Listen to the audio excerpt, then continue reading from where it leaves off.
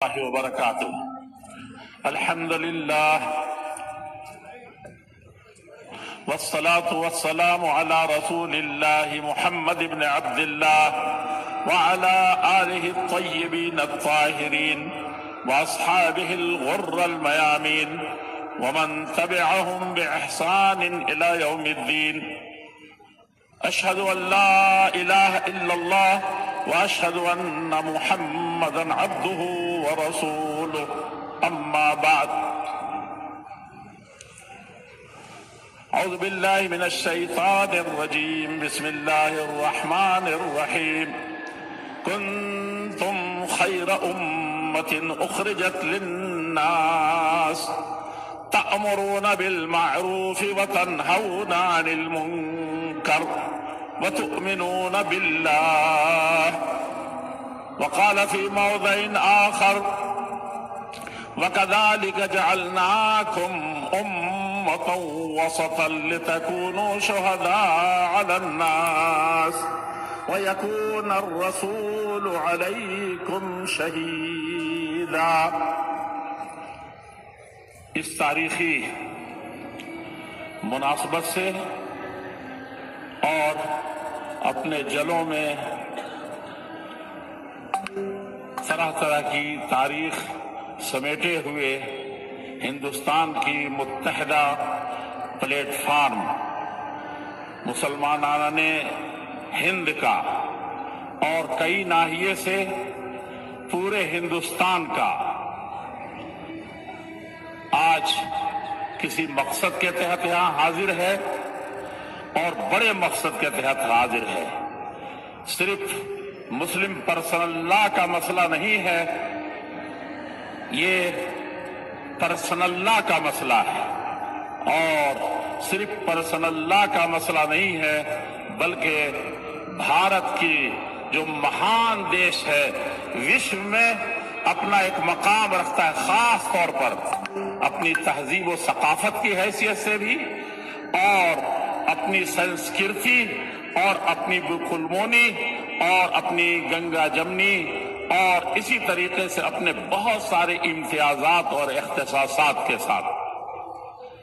میں اس موقع سے مسلم پرسنل لا بورڈ کے تمام ذمہ داروں کا، خاص طور پر قیادت کر رہے اور بڑے حزم و جزم و یقین و صبر اور حکمت کے ساتھ کر رہے صدر عالی مقام محترم مولانا خالد سیف اللہ رحمانی حفظہ اللہ و طولہ کو یقین دلانا چاہتے ہیں اور ان کو مبارکباد دینا چاہتے ہیں، ان کا شکریہ ادا کرنا چاہتے ہیں جنہوں نے آپ کو یہ زحمت دی ہے اور آپ نے ایک آواز پر یہاں لبیک کہہ کر کے اس دیش کی خاطر، شریعت کی خاطر، اسلام کے خاطر، اور سب سے بڑی چیز یہ ہے کہ انسانیت کی خاطر آپ کشا کشا یہاں آ گئے ہیں.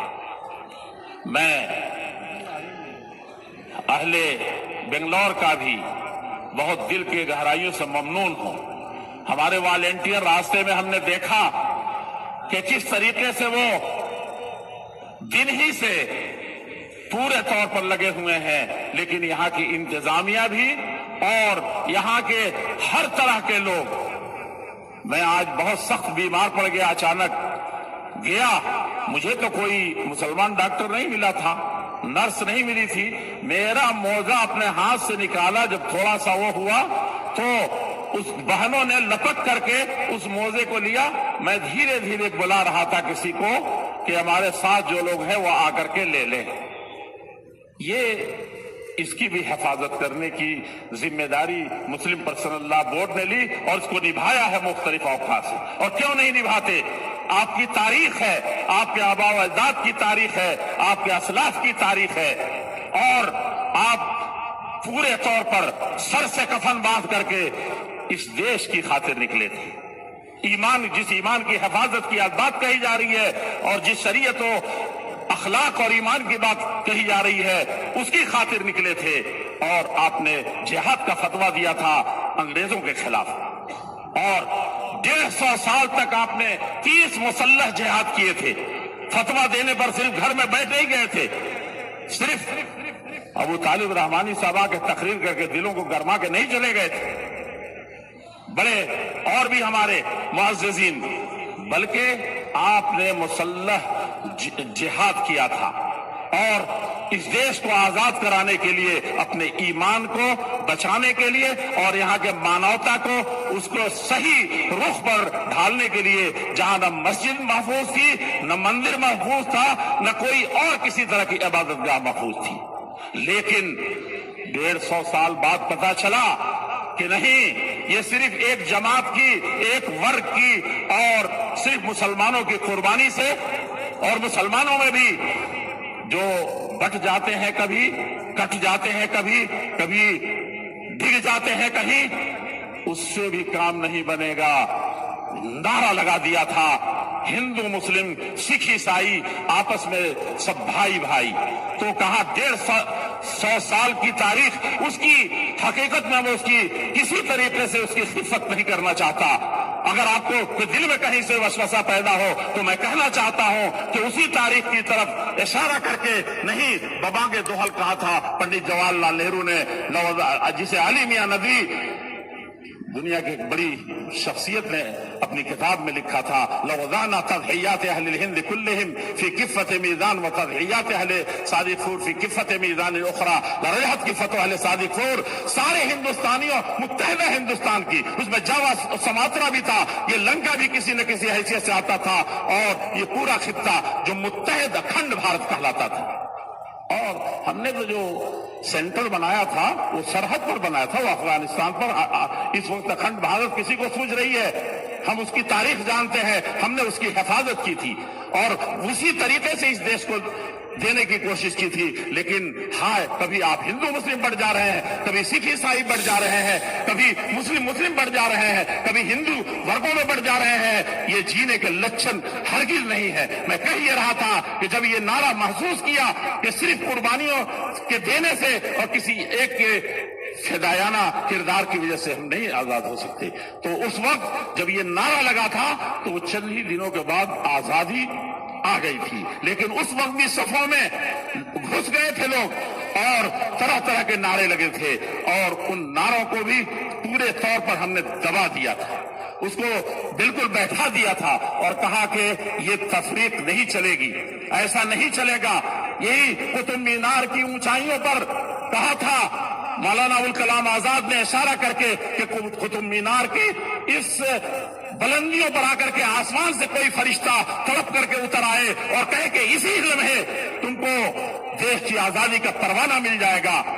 جو تم کو للچانا اور دکھانا چاہتا ہے، ایک کو دونوں کو لڑا کر کے کسی ایک کو آگے بڑھانا چاہتا ہے، دونوں کے ساتھ دھوکہ کرنا چاہتا ہے، تو میں اس پر کبھی بھی راضی نہیں ہو سکتا۔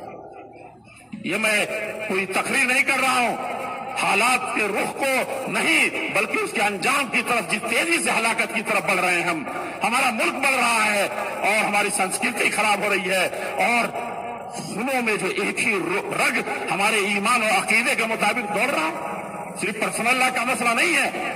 ہم کو ایمان کی سب سے بڑی خبر لینی ہے، عقیدے کی سب سے بڑی خبر لینی ہے، اور خلقکم من نفس واحدہ، اس کو پڑھنا ہے۔ مولانا ابوالکلام آزاد جو وقت کا اسکندر اعظم تھا، گرچہ وہ اپنے پرکھوں کو اسکندر اعظم کہتا تھا، اس نے کہا کہ اس طرح کر کے اور یقین دلا دے فرشتہ بھی کہ آزادی کا پروانہ تم کو ملنے والا ہے، لیکن ہندو مسلم کی تفریق ہو جائے گی، اس بنیاد پر دیں گے۔ تو کہا کہ مجھے یہ نہیں چاہیے، میں اس طرح کی تفریق کو نہیں برداشت کر سکتا۔ اور کیبنٹ پلان میں جانے سے پہلے گاندھی جی سے سب سے پہلے انہوں نے یہ اقرار کرا لیا تھا، یہ صاف صاف کہا تھا کہ مجھے لگتا ہے کہ آج کی بیٹھک میں کسی طرح سے کچھ ہو نہ جائے۔ بڑے مہم کو سر کرنے جا رہے تھے، لیکن گاندھی جی نے کہا تھا کہ ہماری لاش سے گزر کر کے اس دیش کا بٹوارا ہوگا یا ہندو مسلم کے نام پر کسی طرح کا نعرہ ہوگا۔ تو اس یقین دہانی کے بعد گئے تھے، لیکن شام کو یہ بوڑھا عزم و جوان کا کبھی بھی اس کی زندگی پر پلمدگی نہیں دیکھی گئی۔ کانگریس نہیں کہیے، ہندوستانیوں کی، کانگریس کہنے سے اس وقت بڑا کنفیوز ہو رہا ہے۔ اس وقت ہندوستانیوں کی نمائندگی کرنے والی جو کانگریس تھی، اس میں وہ پورے طور پر انسان کٹھن حالات میں اس کی صدارت قبول کی تھی، کٹھن حالات میں وہی صدارت کا بوجھ اٹھاتے تھے اور جیلوں میں کس طریقے سے جاتے تھے، اس وقت اس کے چہرے پر کبھی پژمردگی نہیں ہوئی۔ آپ ایمان کے رکھوالے بنے ہیں، مسلم پرسن اللہ کے دیوانے بنے ہیں، آپ پوچھئے کس طریقے سے اس کی ویسی وفادار بیویاں آج نہیں مل سکتی، اور طلاق کے اور نکاح کے جو ہزار مسئلے کھڑے ہو رہے ہیں، یہ جوانوں اپنے اسلاف سے سیکھنے کی ضرورت ہے۔ قرآن و حدیث تو ہے ہی، اور اس پر مرنا ہے، اس پر جینا ہے، لیکن اس پر عمل کرنے کا۔ ابوالکلام آزاد کو دیکھو کہ اس دیش کی خاطر وہ پروانہ ملا ہوا کہ جیل سے عیادت کر سکتے ہیں، یہ نہیں کیا تھا۔ یہی پیغام ہمارے علماء دے رہے تھے آپ کو۔ یہاں صفوں میں کسی طریقے سے کجی نہیں ہے انشاءاللہ، یہاں کسی طریقے سے دلوں میں کوئی ریب و شک اور تزلزل نہیں ہے، یہاں صفات قدمی ہے اور پورے جوش کے ساتھ ہے، پورے ہوش اور حکمت کے ساتھ ہے۔ اس کو دلوں میں اتارنے کی ضرورت ہے۔ وہ مولانا آزاد اس دن جس دن بٹوارے پر گاندھی جی نے اور سبوں نے صاف کر دیا، شام کو بھوکا پیاسا یہ بوڑھا دن بھر میں تک کر لیتا ہوا انگریزوں کے آنکھوں میں آنکھیں ڈال کر کے، اور نو کے پلک بقول جو پنڈت جواہر لال نہرو جو خود ایک بڑا دماغ تھا، کہا کہ وہ جہاں نقطہ رکھ دیتے تھے کہ یہ جملہ اس طریقے سے نہیں، یہ ٹون اس طرح سے نہیں، کسی کی مجال نہیں ہوتی تھی، سب کہتے تھے کہ یہی دل کی بات ہے۔ اس دن وہ سیدھے گاندھی جی کے پاس گیا، اس دن سب سے زیادہ مرجھایا ہوا، سب سے زیادہ بجھا ہوا، اور سب سے زیادہ لگتا تھا کہ اس کے سینے کو اس بھارت کے دھرتی کو نہیں بانٹا گیا ہے، اس کے سینے کو شک کر دیا گیا۔ یہ کون سکھائے گا، کون بتائے گا، کون جائے گا؟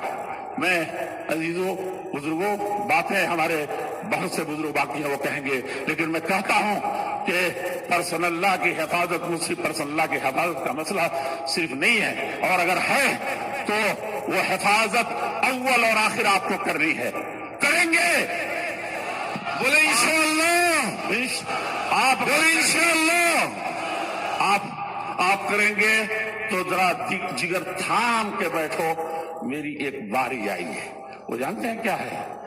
فجر کی نماز میں کاش کہ ہماری مسجدوں کے لیے رو رہے ہیں۔ میں نے علماء کو دیکھا، بعض رودھی ہوئی آواز میں کہہ رہے ہیں، اور رودھی ہوئی آواز میں، لیکن مسجد مرثیہ خاں ہے کہ نماز ہی نہ رہے۔ لوگوں، یہ طلاق کے فتنے جو آئے، میں 6 سال سے دارالفتہ میں بھی رہا ہوں، جامعہ سلفیہ میں، اور اس کے بعد بھی فتوے کمیٹی سے خصوصی تعلق ہے۔ میں جانتا ہوں کہ کس طریقے کے فتوے آتے ہیں۔ واللہ میں 24 اسٹیٹ میں خاص طور پر جمعیت کے معاملے میں گھومتا ہوں، لیکن میں نے کبھی کبھی بھری مجلس میں علماء سے پوچھا کہ کیا اپنی بہن کا حق دیا ہے؟ نہیں دیا، ادا کیا گیا ہے۔ بڑے بڑے علماء بڑے بڑے صوبوں میں، دلی کے چند گھرانے ہیں، ان کو میں جانتا ہوں۔ یہ ذکر کرنے کا نہیں ہے، اس کی حفاظت کی، مسلم پرسنل لا اور اس سے پہلے ایمانیات کی، عقائد کی، جس میں ہم اس قدر لاپرواہ ہوئے ہیں کہ ایک کسی غیر مسلم بھائی کو دیکھتے ہیں کہ وہ بھی کالا بازاری کر رہا ہے، وہ بھی چاہے جہیز نکاح اور طلاق اور رسم و رواج میں پھنسا ہوا ہے۔ اب آپ کے نبی نے کہا تھا فلیس منی، ایک جگہ اور کہا تھا بازار کے معاملے میں من غشنا فلیس منا، کہاں کہا تھا؟ یہ تو سیدھے آپ کے ایمان پر اٹیک ہے، یہ تو سیدھے آپ کے اندر سے دہل جانے والی بات ہے۔ ذرا سا بنیے، جب وہ زلزلے جن سے شہنشاہوں کے درباروں میں تھے، قیصر کو صاف صاف کہنا پڑا تھا، اور آدھا عدو المسلمین، سب سے بڑے دشمن کو اس وقت ابو سفیان تھے، ان کو کہنا پڑا تھا کہ نہیں، ایسا نہیں ہوتا، ایسا ہوتا ہے۔ اور کیا ایسا ہوتا ہے؟ کوئی پلٹ جاتا ہے، دین سے ڈگ جاتا ہے۔ کہا کہ سب سے کمزور ہیں، مالی اعتبار سے کمزور ہیں، نیگرو اسلیو ہیں، لیکن وہ کیا ہے؟ وہ بدلتے نہیں ہیں۔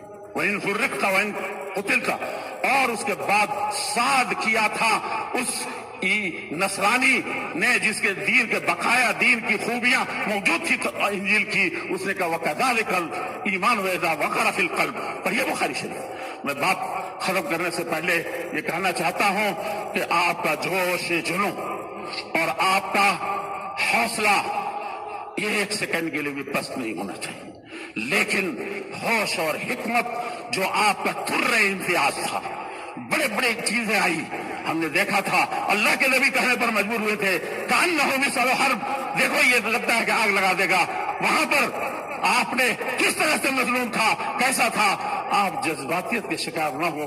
قوم آپ کی حکمت و دانائی اور آپ کے خیر امت، وسط امت، بہترین امت، انسانیت کے لیے زندہ رہنے والی، پیدا کی جانے والی امت کی اگر آپ کے لیے سب سرٹیفکیٹ قرآن میں موجود ہے، نبی کی طرف سے موجود ہے، تو اس پر مختلف ہیجانی کیفیتیں پیدا کر کے اور مختلف ذریعے سے اس کو لانا چاہتے ہیں اور یہ دکھانا چاہتے ہیں، اور نہیں ہوتا ہے تو دہشت گرد پیدا کیے جاتے ہیں اور داعش پیدا کیا جاتا ہے، اور عالمی سطح پر جب کچھ نہیں ملتا تو ورلڈ ٹریڈ سینٹر پر خود حملہ کر کے اور سارے عالم اسلام کو، ساری انسانیت کو تہو نشر کرنے کی یہ سازش کی جاتی ہے. اس کو بھی آپ کو ہر قدم پر بہت قائدین سے جٹے رہیں گے. انشاءاللہ ان سب جھنجھٹوں میں نہیں پڑیں گے. اللہ رب العزت الجلال بہت سی چیزیں کہنی تھی، اور آپ کے لیے میں کہہ رہا ہوں، مٹنا ہوتا تو دار ارقم میں مل گئے ہوتے، جو سب سے ننگی تلوار اور سب سے اونچی لبکتی ہوئی تلوار اور سب سے قوی تلوار مکے کے اندر عمر رضی اللہ عنہ کے ہاتھ سے اٹھی تھی، نہیں مٹی. مٹنا ہوتا تو بدر میں مٹ چکے ہوتے، حنین کے میں شکار ہو چکے ہوتے، احد میں کس طریقے سے پاؤں پھڑ رہے تھے وہاں ہم چلے گئے ہوتے، حطین میں ہم ہو گئے ہوتے اور تبوک میں چلے گئے ہوتے. تاریخ ہماری بھری پڑی ہے، حالات آتے ہیں چلے جاتے ہیں، لیکن مومن اصلها ثابت وفرعها فی السماء کی سما پیش کرتا ہے. میں نے بہت سما خراشی کر دی. میں آپ سے اپنی ذات سے اور سب سے بڑی چیز ہے اللہ جل شانہ سے مدد طلب کرتے ہوئے اور اسی کے قوت، اسی کی عزت اور غلبے پر اور اپنی حکمت و تدبیر پر اور اپنے ملک اور اس کی سنسکرتی اور اکثریت آج بھی بھاری تعداد میں جو نہیں چاہتی اس زمین میں کسی طریقے کے، سب کا پرسنل اللہ بہت محبوب ہے اس کو. کاش کے بہت سارے لوگوں کی زندگی میں ایسا آیا تھا، ایک دور آیا تھا کہ ایک اسی طرح کا مسئلہ پرسنل اللہ اسی آس پاس بنا تھا. وہ شعبان و کیس والے میں کہہ دیا تھا اس وقت حکمران نے کہ ہم اس کو گرچہ عدالت نے کیا ہے، سمجھنے میں غلطی ہو سکتی ہے حالات کی، لیکن ہمارے ملک کی جو سنسکرتی ہے اور جو آزادی دیتی ہے اس کو ملغا قرار دیا تھا. کاش کے ہمارے حکمرانوں کو بھی یہ چیز سمجھ میں آتی. اور سب سے بڑا فلسفہ انسانیت، جو کرسی مل جائے تو ادنا کھوٹ بھی حکومتوں کو برباد کر دیتی ہے، گھروں کو برباد کر دیتی ہے. گھر کا مالک ہی جب ڈواڈول ہو جاتا ہے، اس کے ایمان میں ذرہ برابر تزلزل پیدا ہو جاتا ہے، تو پھر نہ کہرا منزلت ماند نہ مہرا. اور شکریہ ہے آپ تمام لوگوں کا، اور میں کیا شکریہ ادا کروں، آپ سب مل کے اللہ کا شکریہ ادا کریں. منت منے کہ خدمت سلطان ہمی کنی، منت ازو شناش کے بخدمت بداشت. السلام علیکم ورحمۃ اللہ وبرکاتہ.